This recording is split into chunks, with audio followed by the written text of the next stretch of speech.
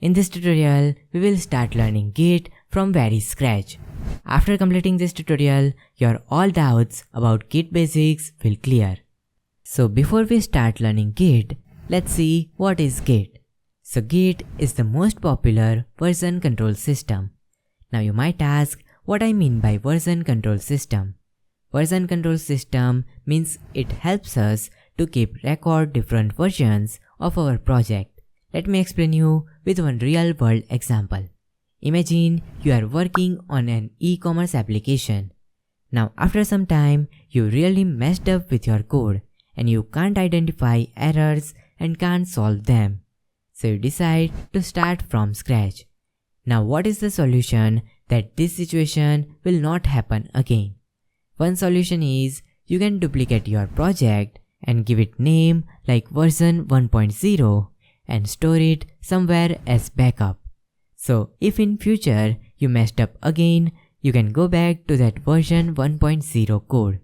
Now as you introduce new features, you keep taking backup and creating versions of your application. But manually taking backup leads to many problems like storage problem. Also, it creates a lot of confusion like in version 1.0 which features we added or removed. Also, imagine you have one more team member working on the same project. Then you have to give them also your backups and what he changed in those projects you can't track. It creates a lot of confusion and stress for team. So at that time, Git comes in the picture. Git helps us to store different versions of our projects very systematically and without taking extra storage. So suppose you are working on index.html file and you want to take backup of its current code.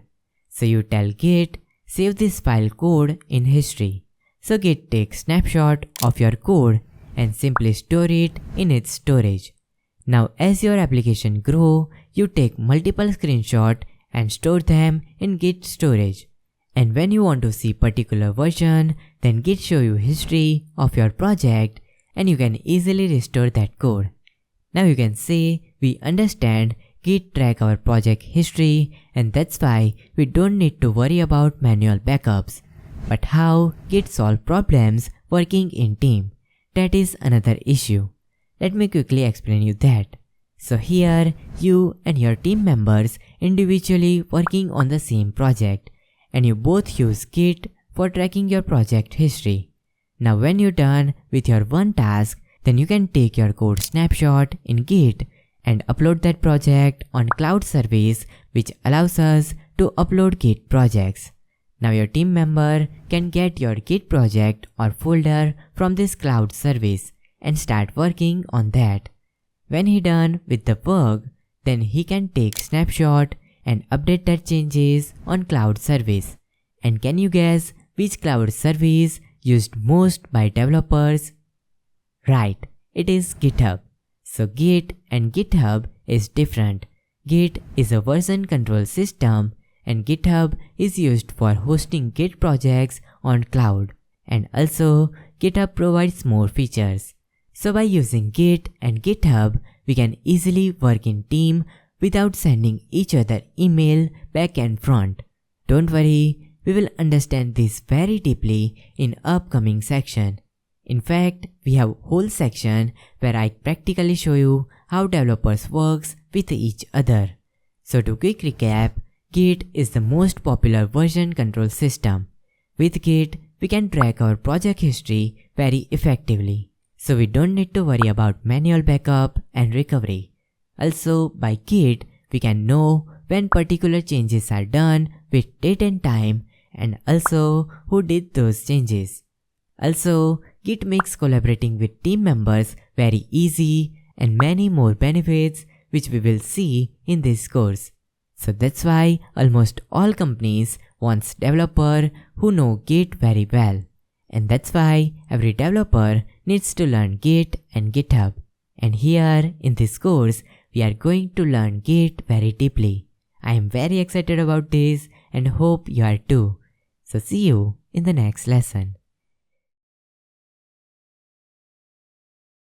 Now let me show you the various way to use Git as developer.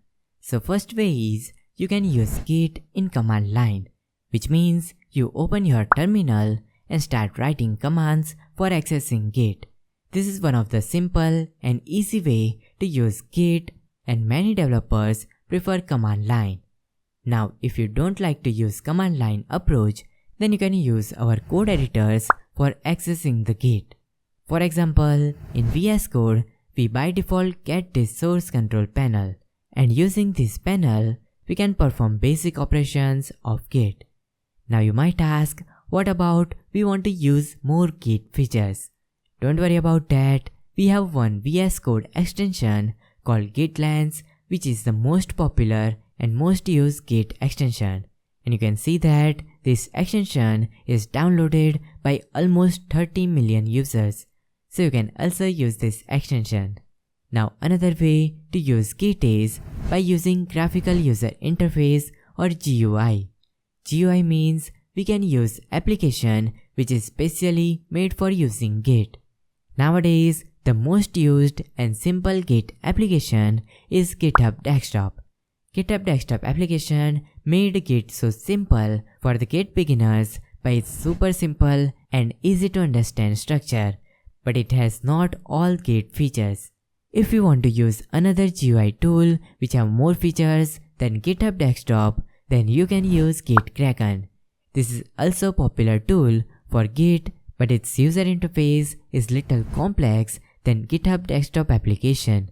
But at the end of this course, you will definitely like GitKraken. I will show you why in upcoming sections. Now you might ask, which is the best way to use Git? And the answer is the command line approach, and 70% developers like to use command line approach. First reason is this: all GUI tools, whether it is GitHub Desktop or GitKraken, comes with some limitations, which means for some tasks you definitely need to use command line. So by using command line, you can perform all tasks related to Git. Another reason is GUI tools are not always available to you.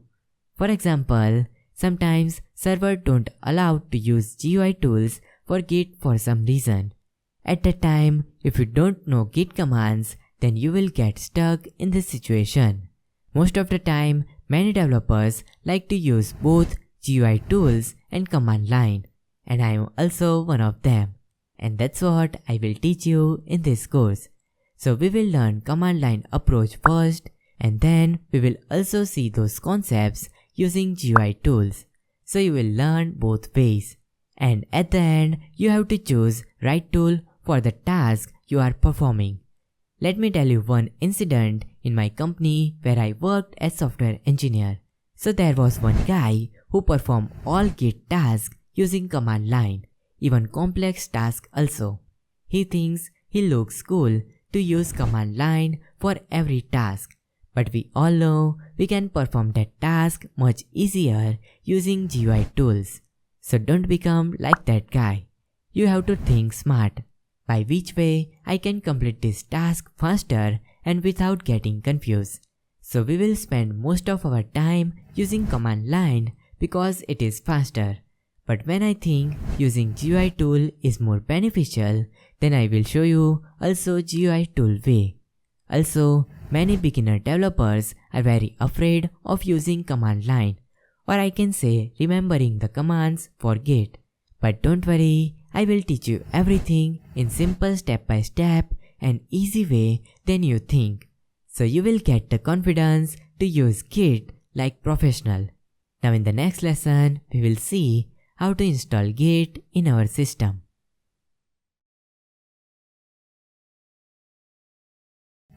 So let's install Git in our system. But before that, let's check if Git is already available in our system or not. And to do that, we use terminal. So if you are a Windows user, then press Windows key and type cmd. And if you are Mac user, then press Command plus space and type terminal. I am using Windows, so this is how my terminal or cmd looks. Your terminal might look different. It doesn't matter. So first of all, here we type git -- version to know which Git version is installed in our system. See, here we get Git is not recognized as an internal or external command. If you are getting the same message, then Git is not installed in your system. And if you get the version, then you have to make sure that version is not too old, like 2 or older than 2. So make sure you update your Git version, and with that you can easily follow along with me. So to install or update Git, we open our browser and search here Git download. Open this first Git website. Nice. So the latest Git version is 2.44.0. If you are watching this course in future, you might get different version. But don't worry, you can still follow this course. Trust me, you don't get any error. From here, you can select your operating system, or we can simply click on this button. Click here to download, and see, it start downloading Git. Lovely.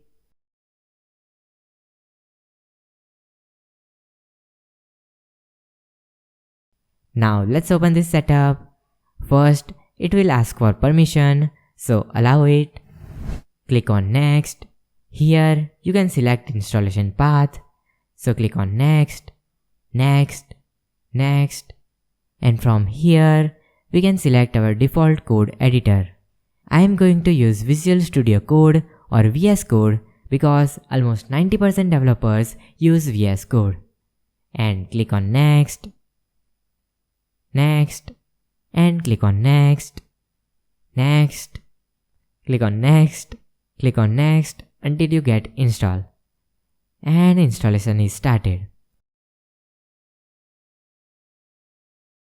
Done. And click on finish. Now open start menu and search Git Bash, which is the command line interface for providing the terminal interface for Windows system. So for the rest of this course, we will use Git based CLI for writing Git commands. If you are Mac user, then you have to use your terminal because Git base is only for Windows. So here we write git -- version, and see, here we get our Git version 2.42.0. So we successfully install Git in our system. Now to start using Git, first of all, we have to do some configuration settings like username, email ID, default code editor, which we already set while installing Git, and also line ending configuration. Don't worry, they are very simple. Now we can set these configuration settings at 3 levels. System level, which is for all users in this computer. Second level is global level, which is for all repository of the current user. And third level is local level, which is for the current repository. Don't be scared, just do as I do. So open up terminal or Git Bash, and first of all, we write git config -- global for global level, and we add user.name. Here we add double quotes, and here I enter my name. Let me zoom little bit using Ctrl and plus, or we can use Ctrl and mouse scroll. Good. Now hit enter. Here we use double quotes because we have space in our value.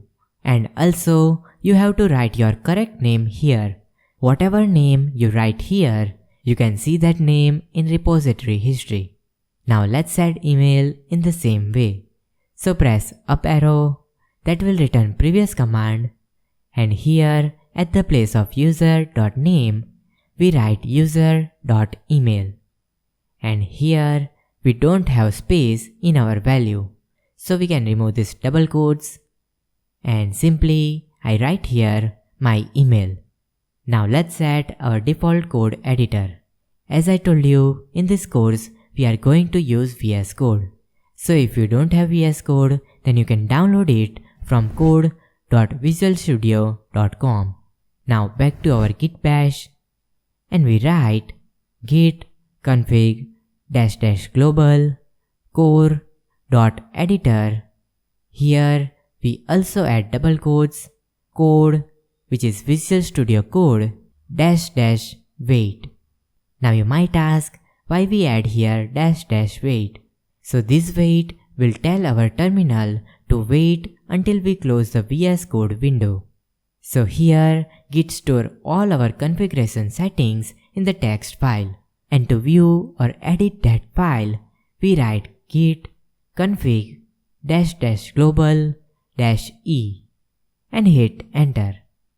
See, here we get configuration file in VS Code. From here we can change this config values, and if we go back to our Git Bash, here we can see it is waiting for our editor to close the file, and that's because we add here wait. So let's close this git config file and see, we exit from it. Now we almost done our config settings. Just we have to do one config, which is for end of lines. This is very important setting which a lot developers miss for Git. This setting is very useful when you are working with cross platforms. For example, you are using Windows as operating system and another your colleague using Mac operating system. Now when you add text file to Git for Windows, that file use /r/n, which are special characters used in text file to manage the layout and structure of lines in document. But in Mac OS or Linux, text file use only /n. So if we don't handle end of line property, we get some weird issues in Git. Now to fix this issue, we have config setting called auto crlf, which is carriage, return and line feed. So here in our example, if we add our code in Git repository, Git remove all carriage return and replace it with the line feed. Now when we again want to get the same code, then Git will again update our code with carriage return and line feed both. So here we need to set this auto crlf property to true, which automatically converts this code. Now when a Mac or Windows user adds the code to the same repository, then Git don't have to update that code because it is already in the line feed. So here for Mac and Linux users needs to set this auto crlf property to the input, which is the original type. Don't worry about this, you don't need to understand this so deeply. Just do as I do and you are ready to go, because setting the config is one-time process.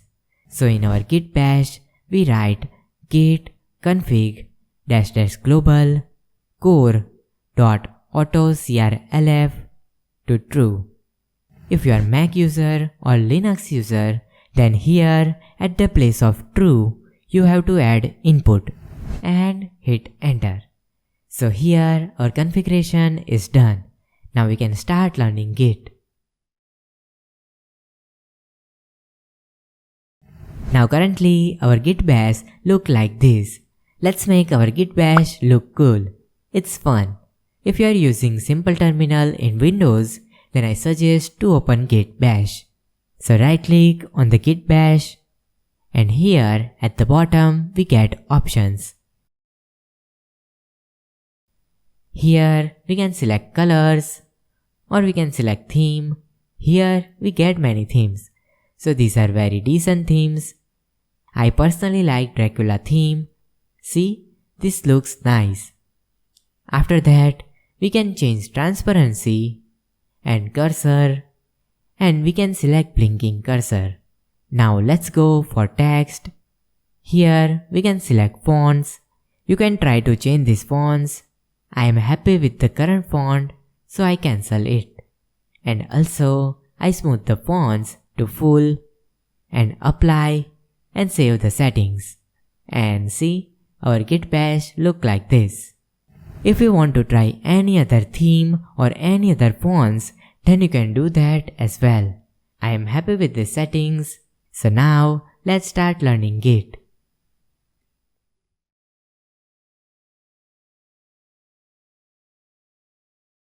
So to start working with Git, first of all, we need to add Git in our project or folder. If we don't add Git in our project, how should Git know which folder it has to track, right? So here I am in the projects folder, and here I create a new folder, let's say task track. This is the first project name which I created in my Ultimate React.js course. Also, don't worry about this. We are not going to create any specific project.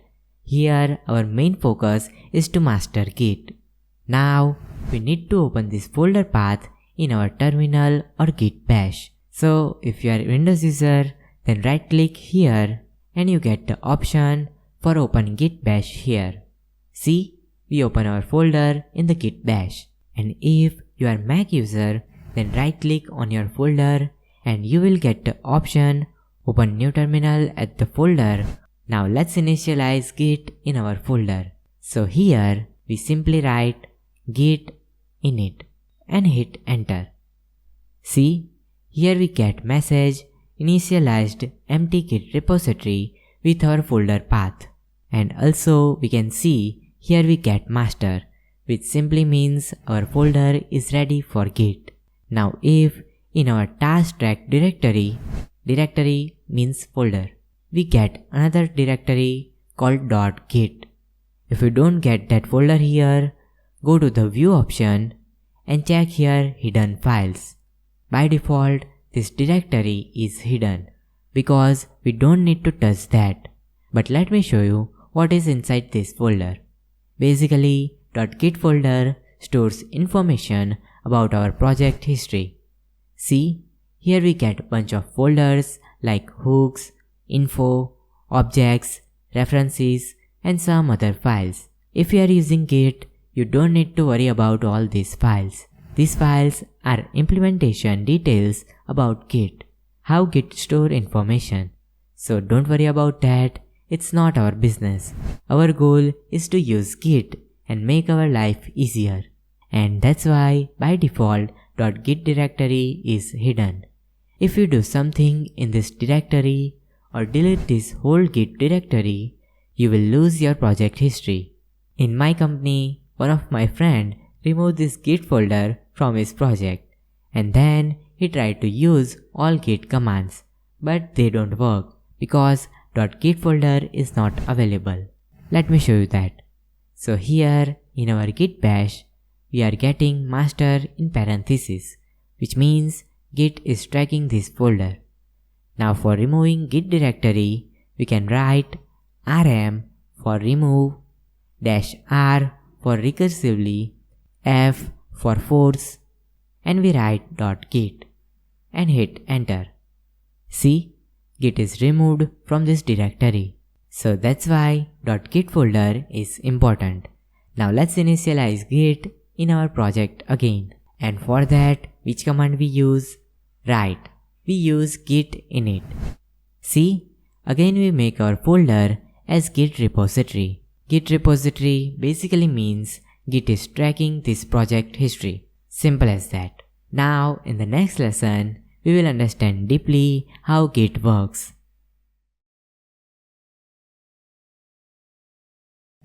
So here we initialize our Git repository.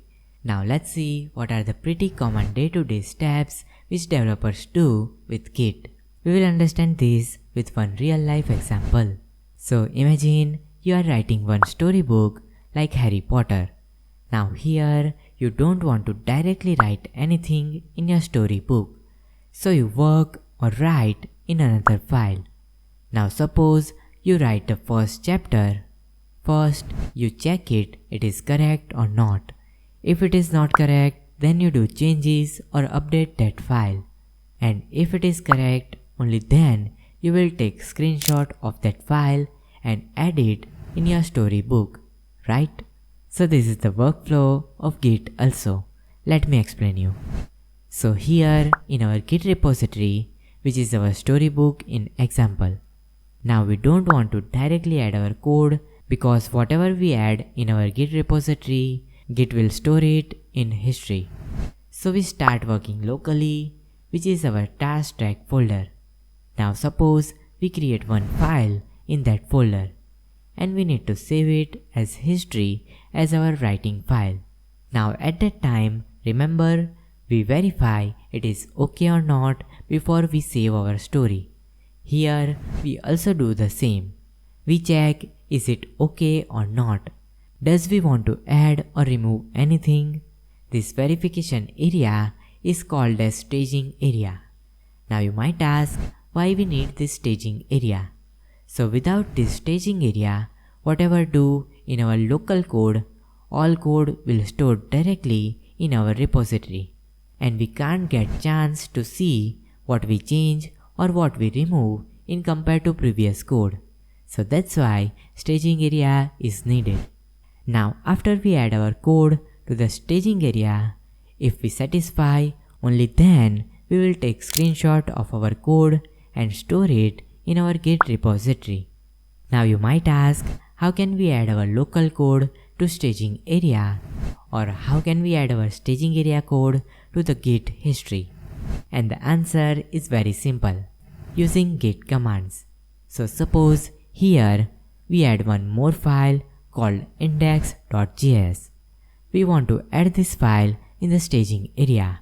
So here we write command git add, and here we write our file name index.js. Here we can also add multiple files name. By using this command, we add our code in the staging area.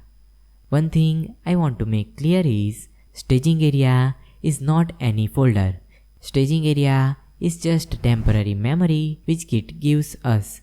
Many developers call staging area as index. Here we check our code is correct or not.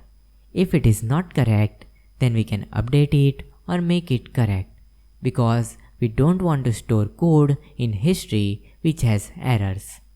Now if we are ready to store this file in our history, then we take snapshot of this staging area and store it in Git history using git commit -m. This m is short for message, and here we write our message which we want to store with our this snapshot. So in the future, we will know what we add in that commit. Commit means saving snapshot in Git history. For example, in the future, if we fix bugs or add new features, we make commit. And for each commit, we add commit message which clearly says what we have done in that commit. And by that, we can easily take a look to our code history. So make sure every time you commit anything, please add meaningful message. So each commit we do is stored with unique ID, date and time, author name, email, and our commit message. From these details, we can see which changes done by whom and when. Now suppose we add here another file called data.txt. Tell me what we have to do for store this new file in history. Right, first of all, we add our code to the staging area with git add data.txt. And after that, we can take snapshot of this current staging area and store it in the Git repository by using git commit -m adding data.txt file in project. Here I want to clear one thing is, after committing the code from staging area to Git repository, our staging area will not become empty. It will stay the same as we commit. If in future we add or remove something in our local code and then add it in our staging area, then only those file updates which we modified. So to quick recap, for storing the code in our Git history, first we add our code to the staging area, and after that, if we satisfy with our current code, only then we will commit that code into our Git repository, and Git repository will store all commits with its details. Simple as that. Don't worry if you get confused or you have a lot of questions. You will get your all answers as we move forward in this course, and I bet you will master Git like pro. So in this section, we will practically work with this Git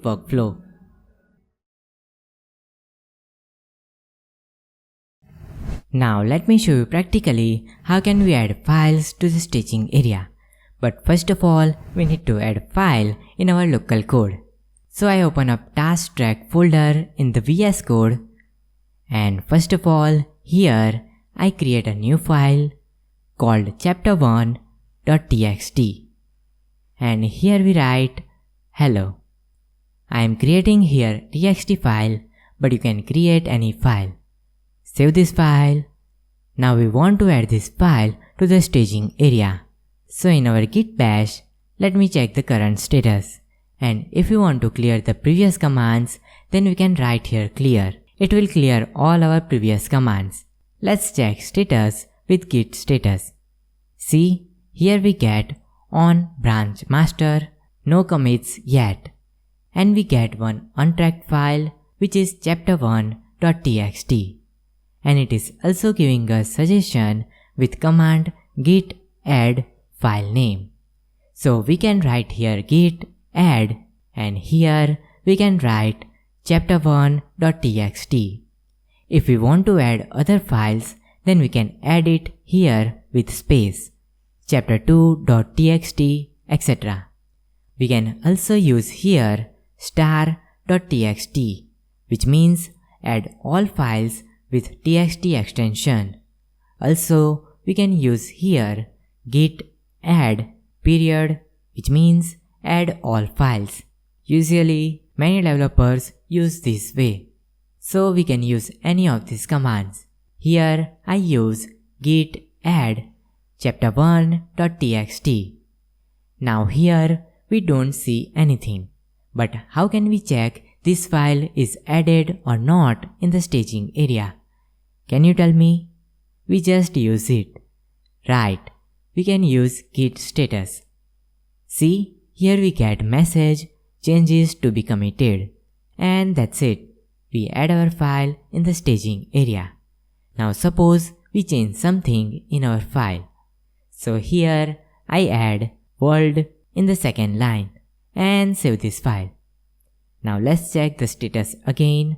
So git status and hit enter. See, now here we get message of modified. So currently in our staging area, we have our previous added code, which is the chapter1 file with only hello message. Now we change something in our local code, then we again need to add that changes to our staging area. Because to commit our code in Git history, we need to pass our code from staging area. So here we can again write git add chapter1.txt, and if we again check our status, then we don't get any pending modifications. So that's how we add our code in the staging area. Also, I want to tell you, if you like to create nodes, then you can start creating your nodes for Git commands. I will also add my nodes, but you can also use your own nodes. Currently, we have our files in the staging area. Now let's commit our file to the Git history. So in Git Bash, we write git commit. Here we can write -m for message, and in double quotes, we add our commit message. Let's say initial commit. Now here we write short description of our commit, but sometimes we want to add more lines of description. For example, we fix the bug, then we can add in the description what was that bug, and we can't explain that in single line. So for adding multiple lines of description, we type here only git commit and hit enter. This will open our default code editor which we added in our git config. Do you remember? Great. Now here in the first line, we have to enter our short description, and for long description, we have to write it in the new line. So for our this commit, we add short message like initial commit, and for long description, we can write complete the first chapter and do some modification in the story. I am just writing random message for demo. Don't worry, I am not going to create storybook here. Now you might ask, what about these lines? These lines are comments for explaining this description part, so don't worry about that. Now let's save this file and close this file from here. And now if we back to our Git Bash, see, here we get 1 file changed and 2 insertion. So congratulations, we successfully done our first commit. And to verify this, we can write git status and see, here we get nothing to commit, working tree clean, which simply means our working area code, staging area code and the snapshot in the Git repository all are same. So that's how we commit our code in Git. You can see it is very simple and easy.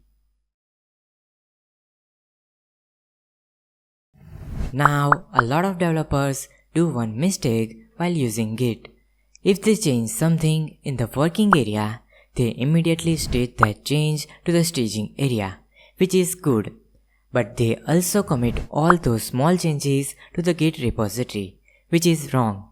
And also, some developers directly commit big changes to the Git repository, and that is also wrong, because we don't want to code for 5 days and then commit whole code. This is not the best way. So you might ask, what is the best practice for commit? First of all, I want to tell you, don't commit for every single change. That is useless, because as we know, whatever we commit, it is going to store in the history. And in the history, if you get all small changes, then finding what you want from the history will become a lot hard. So the commit size should not too small or too big. Always commit when you think you reach a certain state which you want to record. Imagine committing code is like certain checkpoints which you want to make. So if something goes wrong with your current implementation, then you can go to the previous checkpoint and restart your implementation. Do you remember the video game concept for checkpoints? As you successfully complete something hard, then you get the checkpoint which will ensure your game. So think like that. Another thing is, each commit should represent a logically separate change set. Don't mix things. For example, you are solving one bug and you also found some styling improvements. Then you don't have to commit both changes in one commit. You can do 2 separate commits, one for fixing the XYZ bug and then for improving the card styles. Also, another good practice for commit is, you have to write a meaningful commit message, because by commit message, you will find your checkpoint in the history. So these are my tips for commit, but at the end, you are the best judge of your situations.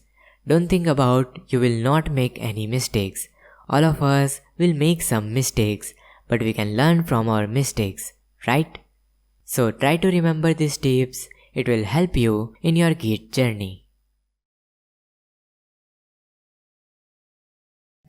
Now it's time for little exercise for polishing what we have learned in previous lessons. So I want you to create a new file called chapter2.txt and write something in that file.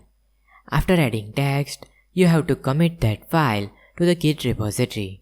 I know this is pretty easy and you can complete this exercise. So go for it and then see the solution. So I hope you complete this exercise or you at least try to solve it. Now let's see the solution. So I create here a new file, chapter2.txt, and here I simply add learning Git is a fun experience if you know how Git works. Do you agree with that? Let me know. Save this file, and here we return to our Git bash, and first we check status. See, here we get one untracked file which is chapter2.txt. So we have to first stage these changes and then we can commit this. So we write git add chapter2.txt.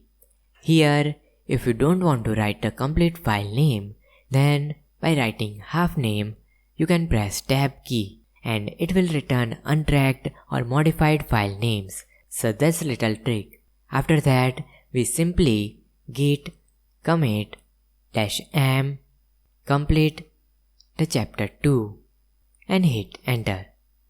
See, here we make another commit. So you can see how simple and easy it is to commit code. Now, the common question which many Git user has is, can we skip the staging area? And the answer is yes.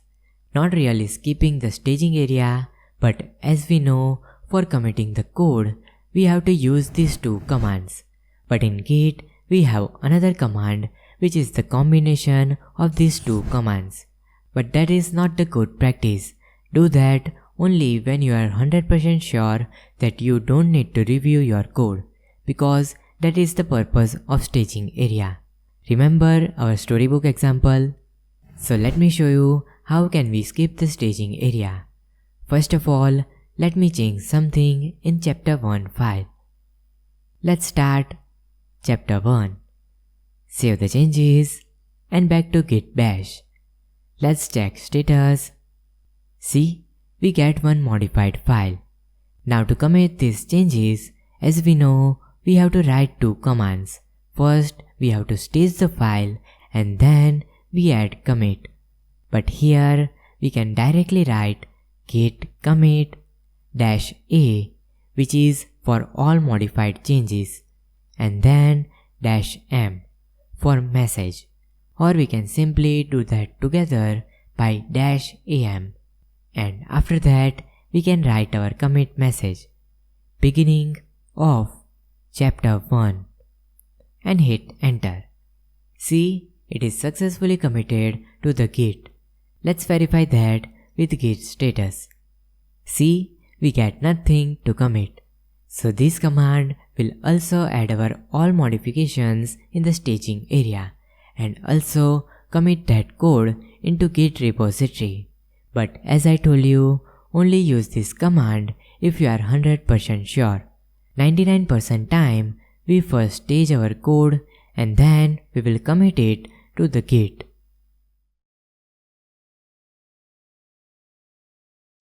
Now suppose at this point we discover that we don't need chapter 2 or we want to delete chapter 2 file.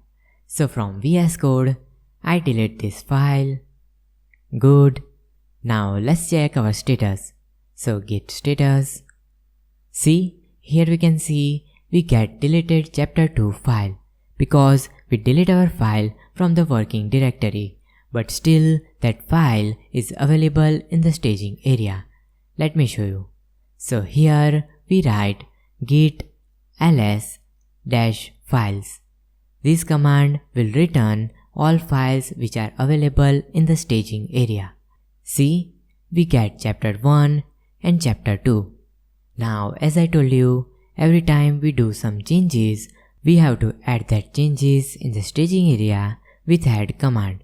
So here we write git add chapter 2 for add the changes, or we can say deletion of chapter 2 file. Now let's check staging area files one more time. Git ls files. Here ls means list. See, here we get only chapter 1 file. Now let's check our status by using git status. See, here we get ready to commit. So we can write git commit -m for message delete chapter 2 and done. We successfully deleted our chapter 2 file from our local area and staging area both. So whatever we do, create a new file or delete the existing file, we have to first add those changes to the staging area and then we can commit. Simple as that. Now you might ask, is there any shortcut for delete our file from working area and staging area? And you guessed correct. Yes, there is one command which do these two steps in single step. So we can write git rm means remove, and here we add our file name, let's say chapter2.txt. Also, we can add here multiple file names, and also we can remove all files by star.txt, which means remove all files with extension txt. By using this command, we can remove our file from local area and staging area both.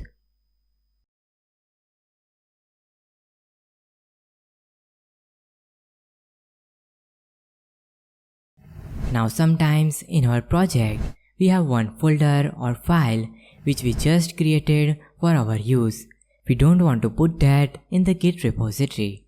For example, if you are using node packages, you get node modules folder with thousands of files. So we don't want to add it in our Git repository. It will increase the size of our repository without any value. Another example is temporary files or log files which are not needed to add in Git repository. Let me tell you one story of my friend. Me and my friend working in one corporate company. My friend Harley didn't know about Git. He just know Git add and Git commit.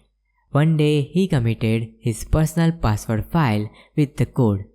All team members are coming to his desk and tell him about his password, and he don't know how all team members know his password. So at that time, we have to ignore that file, or we can also ignore the whole folder. Let me show you that practically. So here in our task track folder, we create a new folder called logs for storing debugging or application logs. And here we add new file called debug.log. And in this file we add some text. This is debugging log. Save the changes. Here, if you pay little attention, when we create a new file in our folder, our file or folder highlighted with the green color. And at the right corner of the file name, we get U icon. Can you guess what is the meaning of this U? Right, U means untracked file. Basically, VS Code telling us this file is not available in the staging area. Don't worry about that, I will explain you all this in the upcoming lessons. Now back to our Git Bash. Here, if we do git status, then we get untracked files. If we write here git add, then this log folder will also add in our staging area, and we don't want that. So how can we ignore these files? Very simple. Just in our project, we create a new file called .gitignore. Make sure you write the same file name .gitignore, and also this file should in our project root directory, not in any other folder. Only then it will work. Basically, this gitignore file tells Git which files or folder we want to ignore. So here we want to ignore complete logs folder. So we write logs/. If we want to ignore node modules folder, then we write node_modules/. Or if we want to ignore specific file, then we can also write logs/debug.log. We can do anything here. Now the moment we save this file, we can see that U icon is gone from our logs file, and also our folder and file name is in the gray color, which means Git ignore all files in the logs folder. Let me show you one more time. I remove these lines and save it. See, here we get U, and if we add again logs/ and save it, then Git ignore these files. Let's verify this with git status. And see, we get only one untracked file, which is .gitignore, which we just created. So let's add it with git add .gitignore and then git commit -m ignore all log files and hit enter. Lovely. So that's how we can ignore files in Git. But remember, using this way, we can only ignore that file or folder which are not already committed. In simple words, if we want to ignore our chapter1.txt file now, then we can't simply do that with .gitignore file, because our chapter1 file is already committed in Git repository. So first, we have to remove our file from the staging area, and then we can ignore this file. Let me show you how can we do that. So here in our project folder, I create a new folder called, let's say, bin, and inside this folder we create a new file called backup.bin. Don't worry about these file names, it is just for demo. Here we add text like hello. Save these and see, here we get untracked file icon. Now let me accidentally commit this file.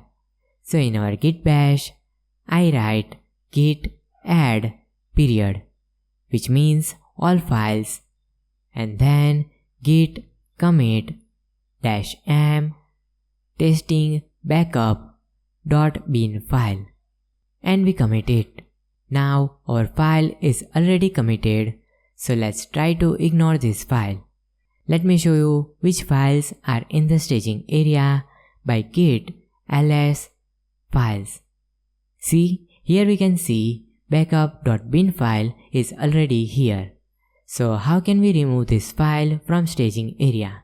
So in the previous lesson, we seen git rm for remove, and we add our file name, let's say bin/backup.bin. But by using this command, git remove this file from the staging area but also from the local area. But here we want this file in local or in our working area. So for getting help, we write -h for help. Here we can see we have option --cached, which will only remove from the index. Index means staging area. So we write git rm --cached, and we also have to add here -r for recursive removal, because we want to remove all files from the bin directory. If we don't write here -r, then we get error. And we add bin/directory, and our bin folder is removed from staging area. Let's check also our staging area files with git ls-files. See, bin file is removed from here. And also, let's check our status. So git status, here we get one deleted file, but also we get untracked file from bin. So here we have to add bin/directory in our .gitignore file. Save these and see, here we get red D icon, which means deleted. Now let's check status again. See, here we get one deleted file, and also we get gitignore file modified, because we added bin directory in our gitignore file. So let's commit these changes, and git commit -m remove the bin directory that accidentally committed. Now let me modify something in the bin file. Save these and see, we don't get any modification message, but the gitignore file stays as modified. Can you tell me why? Let's check this with status. See, here we get modified gitignore file, because we forgot to add our gitignore changes to the staging area. Don't worry, it happens many times with me. So here we simply stage the changes using git add period, and then git commit -m ignoring bin directory, and done. So you can see how hard to ignore already committed files. So the best practice for Git is, we will add gitignore file at the very beginning. So head over to github.com/github/gitignore. Here we get all templates for the gitignore files. For example, if you are working with React application, then you can search here node, And here we get the template for all applications which use Node. Simply copy this template and paste it in your Git ignore file. Simple as that.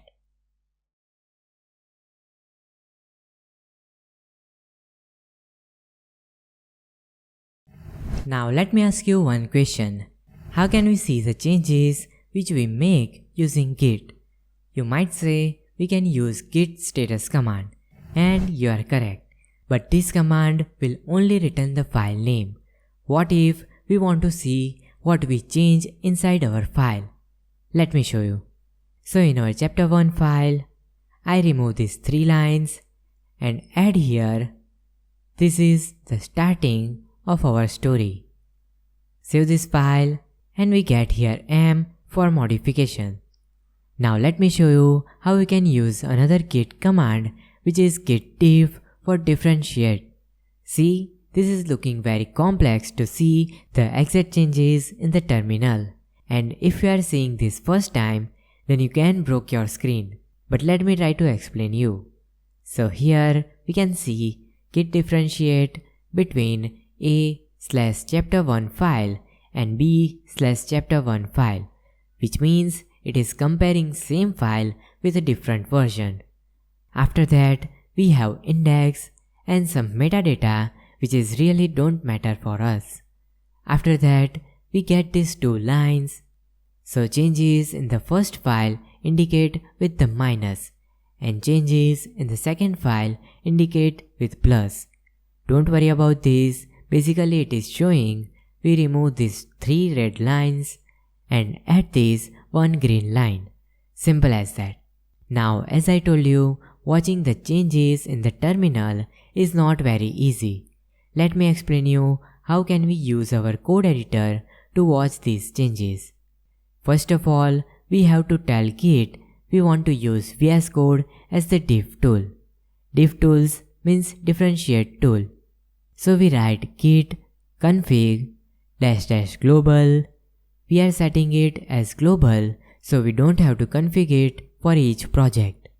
After that, we add diff.tool and we set that to the VS Code. So with this command, we are just giving name of our diff tool, which is VS Code. Don't worry, this configuration is only one-time process. Now we need to tell Git how to launch VS Code. So we again write git config --global diff tool .vscode.cmd double quotes.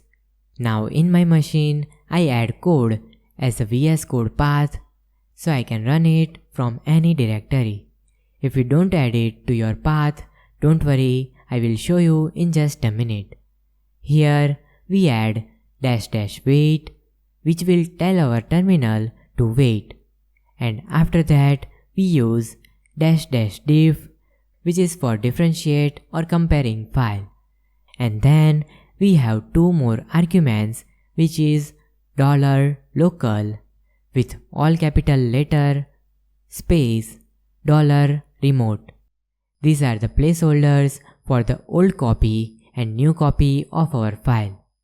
Now let's make sure that we added this command in our config or not. So we can see all our config settings by git config --global -e and hit enter. Here we can see all our configuration. See, here our $local and $remote is not added, so we can add them. Save this file and close this git config file. Now back to Git Bash. If we want to see changes in the VS Code, instead of writing git diff, we write git diff tool. This will compare what we have in the working directory and what we have in the staging area. And it is asking for launching VS Code. Write yes and enter. See, here we get our chapter 1 file. Now, if you don't understand changes in single file, we can split it into 2 files. So in the right corner, we have 3 dots. And here we have to deselect the inline view. If you still don't get side-by-side files, then you have to press Ctrl+B or Command+B to close this Explorer panel. Here we can clearly see what we have changed, which is we remove these 3 lines and we add this green line. So this is our old stage code and we done changes in this local code. Now if in the future you want to see the changes, then you have to just write git diff tool. Now you might ask, how can we see changes between staging area code and commit code? So we close this comparison view and in our git bash, we have to simply write git diff tool --stage and hit enter. Here we don't get anything. Can you tell me why? Right, because our staging area code is the same as our commit code. So we have to stage our new changes. So we write git add dot. Now we run again git diff tool --stage. Launch VS Code, write yes, and see, here we get changes between stage area code and commit code. So to summarize this lesson, if we want to see the changes between our local code and stage code, then we use git diff tool, and if we want to see the changes between stage code and commit code, then we use git diff tool --stage. If you are continuously watching this course, then in my suggestion, take 10 to 15 minutes break from your screen. Listen some music or spend some time with your family. Take care of your eyes and see you in the next lesson.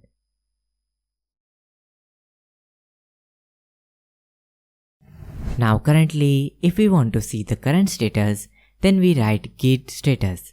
But this command return very long status. Now there is another shortcut way to get status. So for that, we create a new file, chapter2.txt, and enter some text in it. And also we change something in the chapter1 file. Now back to our git bash, and instead of writing git status, we write git status -s for short and hit enter. See, here we get little status. This is much easier to see.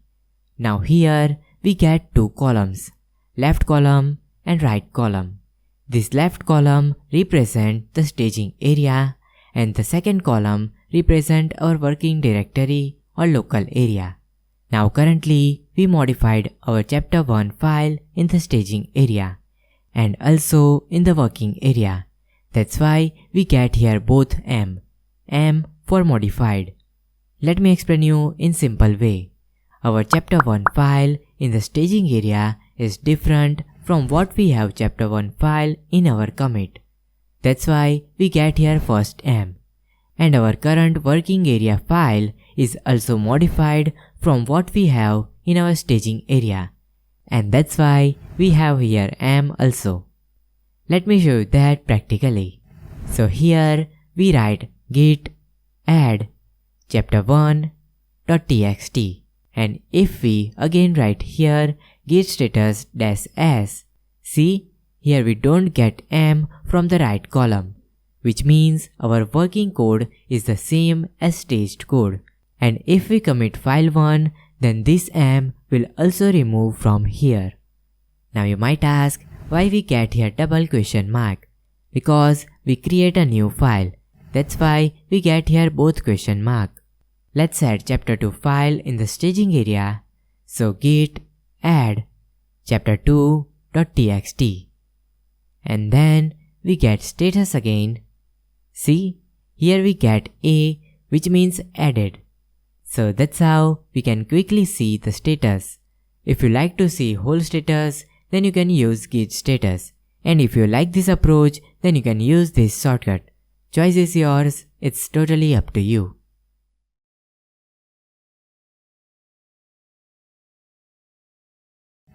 Now currently, we have committed code many times. What if we want to see all that commits? So for that, here we write git log and hit enter.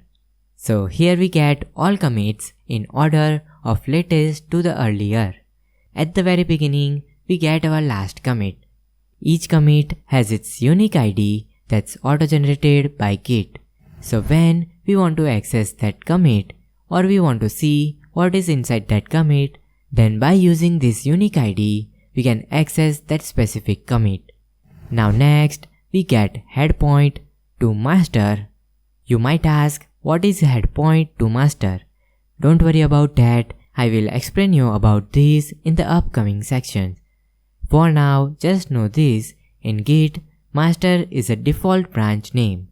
Branch is an area which we created for our own use, and this head is telling us we are currently working on this master branch. Don't worry, I will explain you that in very detail in the upcoming sections. Now after that, we get the author name, and here we get author email, and also we get the date and time on which this commit happened. And here at the bottom, we get here our commit message. By using this commit message, we know what is inside this commit, and that's why I tell you to write meaningful commit message which you and your colleague can understand. Now currently, we get only 3 or 4 commit details because these commits are divided in pages. If we want to see other pages, then press space. See, here we get our other commits. Now to quit, we just need to press Q. Now this log command has very interesting options. So here we can write git log -- one line. This will return commit list in one line. So here we get its unique ID and only we get here short description or commit message. We have another option which is git log -- one line -- reverse. And see, here we get our commit list in reverse order, which is from the first commit to the latest commit. Now the log command is powerful command for browsing history. We will use it a lot in the upcoming section. In fact, we have complete section for browsing our code history. For now, let's stick to the basic. Now currently, if I check our status, then here we get modified for chapter 1 file, and also we added new file chapter 2. Now as I told you before, we should never commit 2 different tasks in single commit. So we should first commit our chapter 2 file and then we should commit our modified chapter 1 file. So for that, here we first unstage the chapter 1 file. So we write git restore -- staged, and here we write our file name chapter1.txt. Here we can also write multiple file names, or we can write pattern, or we can even write period, which will unstage all changes of our code. For now, here we only want to unstage chapter1.txt file. Now if we check again the status, then here we get red M, which means it modified in the local or working area. Now it's important for you to understand how this restore command really works. The restore command is basically takes the copy from the next environment. Don't get confused, let me explain you in simple way. So when we write git restore -- stage chapter1.txt, basically we are saying we want to unstage the chapter1.txt file. So git takes a copy of the next environment, and what is the next environment after stage environment? Remember that figure? Right, commit is the next environment after stage environment. So git simply takes copy of our chapter 1 file from the last commit and simply add that in the staging area. But our working area has that changes. So indirectly we unstage our chapter 1 file. Now if I ask you question, what if we run this command git restore -- stage chapter2.txt. So as I told you, This command will take the copy from the next environment, which is the commit environment. But our chapter 2 file is not available in the last commit because we just created our chapter 2 file, and that's why we never commit this file. So this command will remove our chapter 2 file from the staging area. Let's verify this by status. See, here we get 2 question marks, which means our file is on track. So to quickly summarize, if you accidentally added changes to the staging area that you don't want to include in the next commit, then git restore -- stage helps you to move those changes back to your working directory. And by that, Git is giving you the chance to reevaluate or make further modifications before committing them. So that's how we unstage our files. Now sometimes we do some changes in our working directory and we want to throw away that changes. In simple words, we want to restore our local files with the staged area files. So here we have modified our chapter 1 file. Suppose we want to undo these modifications. So we can restore this local chapter 1 file with our staging area chapter 1 file. For that, we use the same command, which is git restore. And here we write our file name, which is chapter1.txt. Now previously we write command git restored -- staged chapter1.txt, which takes a copy from the next environment, which is commit, because in this command we mention stage as our current environment using this -- staged. Now if we remove -- staged from this command, can you guess what is the current environment? Right, currently we are at the working environment. So this command will take copy from next environment. And what is the next environment? Right, it will take copy from the staging environment.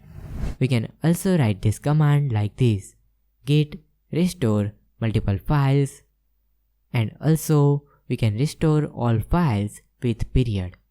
So our file gets restored from the staging area. We can verify it by git status. See, here we get only chapter 2 file. But why Git don't restore this file? Simply because Git don't have its previous copy in the staging area. So Git leaves it as it is. Now you might ask, how can we remove all untracked files? For that, we have to type git clean command. See, here we get one error. It is telling us required force. So we can write git clean -h for quick help. Here we can see for force remove, we have to use -f. And also we can clean whole directory. So we use -d also. So we write git clean -f d.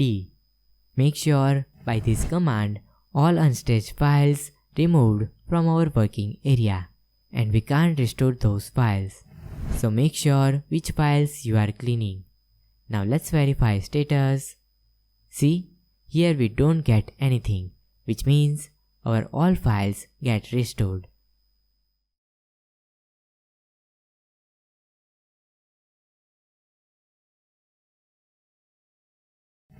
So now we know that once Git starts to track any file, it stores every version of that file in history.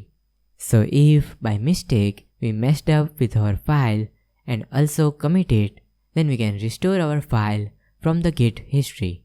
So to demonstrate that, first we remove our chapter 1 file and then we will restore that file from Git repository.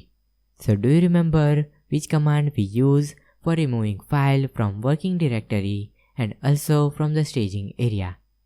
Right, we use git rm chapter1.txt. Let's check our status. See, here in the staging area, we get deleted chapter 1 file. Now let's commit these changes. So git commit -m delete chapter 1 file for restoring. Let's also check this in the VS Code. See, our chapter 1 file is deleted. Now suppose we want to get that file back. So let's restore this file from the Git repository or Git history. So let's check our history with git log --1 line. Here we want to restore our chapter 1 file from the second last commit which we did. So for that we write git restore -h for quick help. Here we can see after restore we can add multiple options. And after that we have to mention our source. Source basically means commit. And after that we have to mention our file path. Now let me again check history git log --1 line. Now we can write git restore --source equals to. Now here we write our commit ID from which we want to restore. So we write here this commit ID. If we want to restore file from another commit history, then we have to write that commit ID, and after that we write our file name chapter1.txt. Now let's check the status. See, here we get untracked file, and if we check it in the VS Code, see, here we again get our chapter 1 file. So that's how we restore file from the commit history.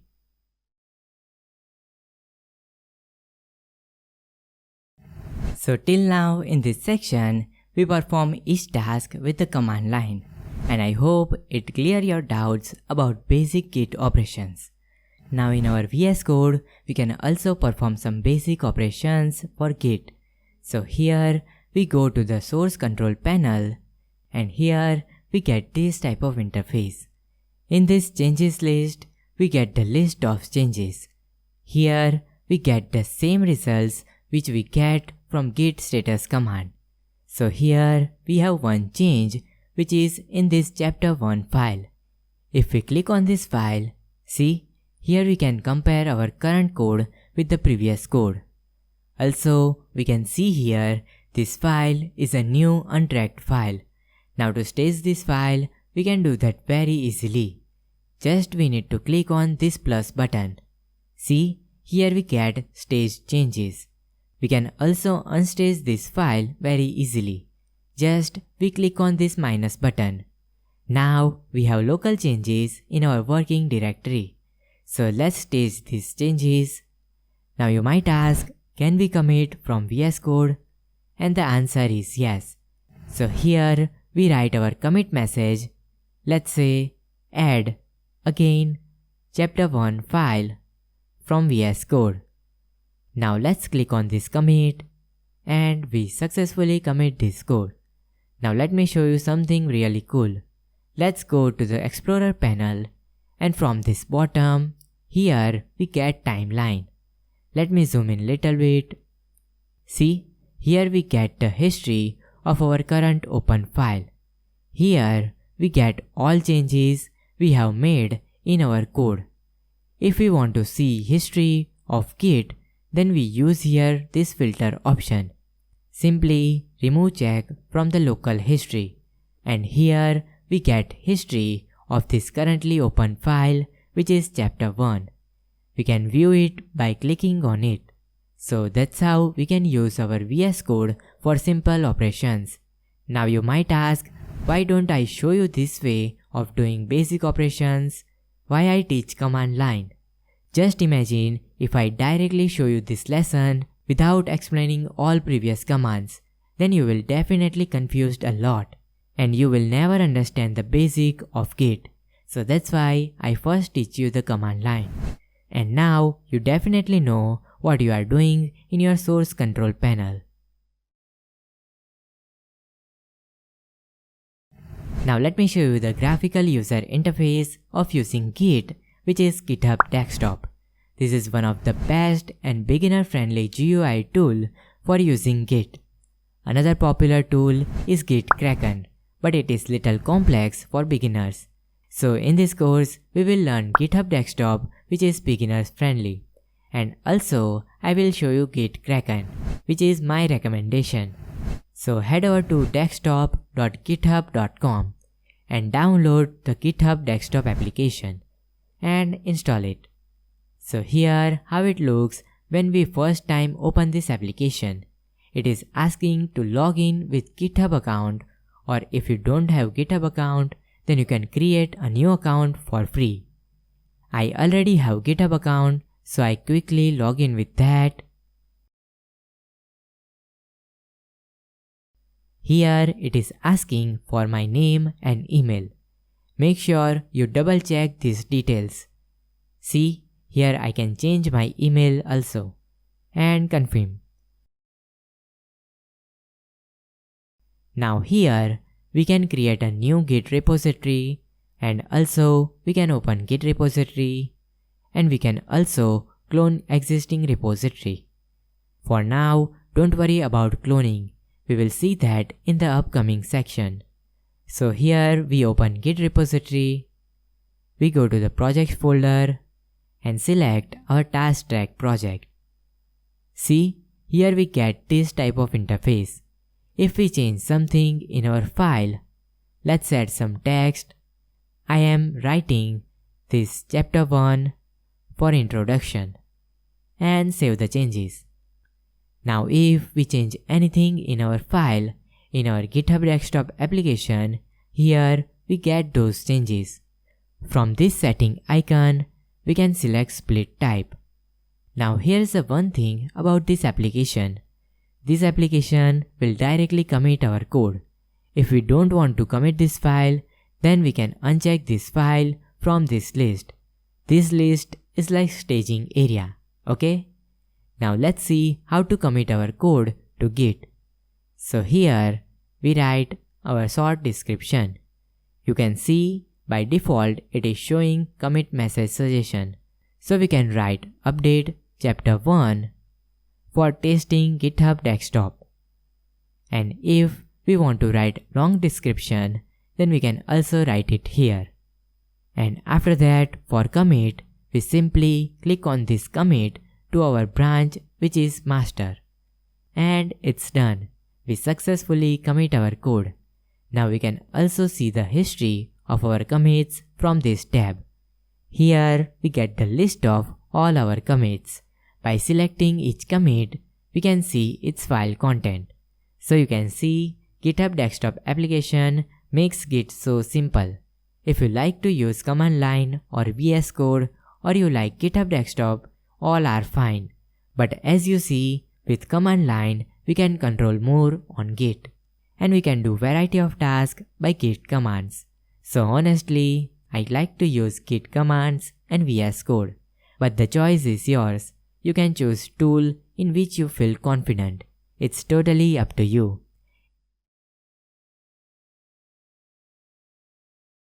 So in the previous lesson, we see our first GUI tool, GitHub Desktop.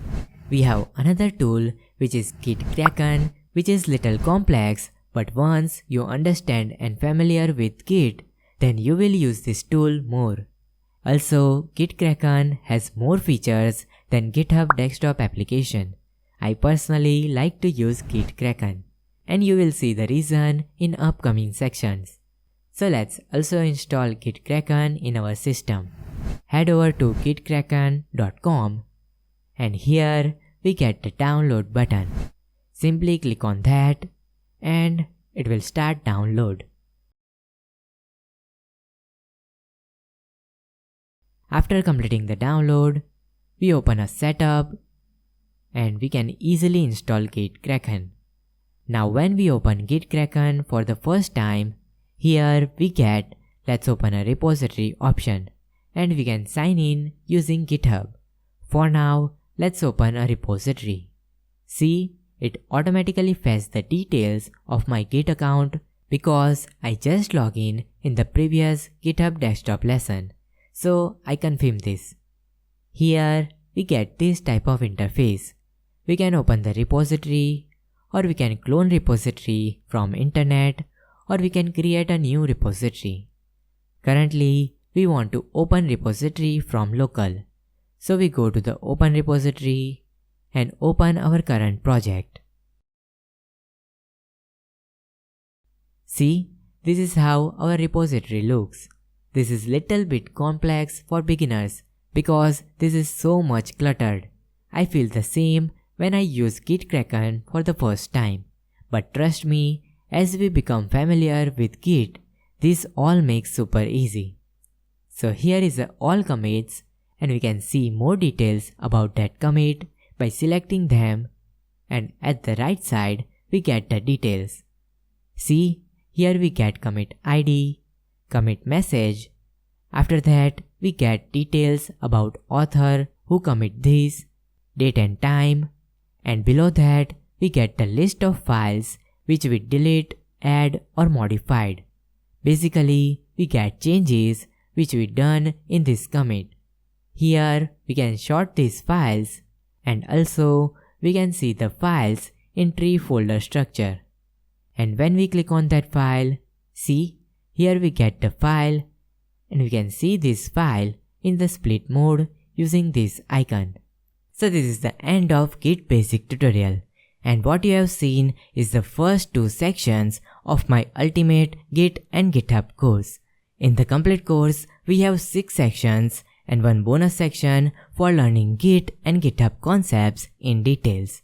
So if you want to check out, then I added course link in the description box and also in the pinned comment. After completing this full course, you will use Git and GitHub like a professional developer. So hopefully, see you in the course.